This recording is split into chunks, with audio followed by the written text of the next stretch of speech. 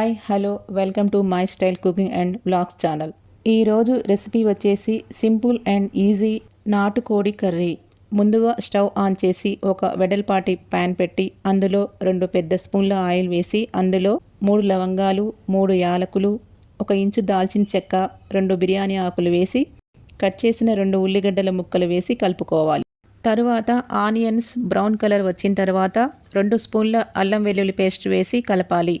4 పచ్చిమిర్చి కట్ చేసి వేయాలి. 1/2 టీ స్పూన్ పసుపు వేసి కలుపుకోవాలి.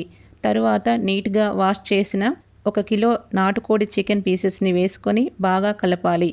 కర్రీ ఉడికేటప్పుడు ప్యాన్ అడుగు మాడకుండా మధ్య మధ్యలో బాగా కలుపుతూ ఉడకనివ్వాలి. కొద్దిగా కర్రీ అడుగు మాడిన కర్రీ యొక్క రుచి పోతుంది. స్టవ్ సిమ్లో పెట్టి జాగ్రత్తగా ఉడకనివ్వాలి.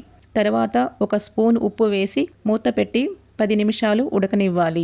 తరువాత 1 టమాటా కట్ చేసి వేయాలి.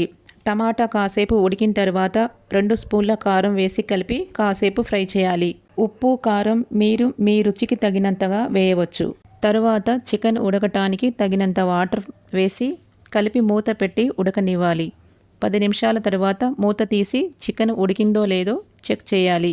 చికెన్ ఉడికిన తర్వాత తరిగిన కొత్తిమీర వేసి కలపాలి. టీ స్పూన్ ధనియాల పొడి వేసి కలిపి మూత పెట్టి స్టవ్ సిమ్లో పెట్టి ఆయిల్ పైకి తేలిన తర్వాత స్టవ్ ఆఫ్ చేయాలి. ఎంతో టేస్టీ అయిన సింపుల్ నాటుకోడి రెసిపీ రెడీ.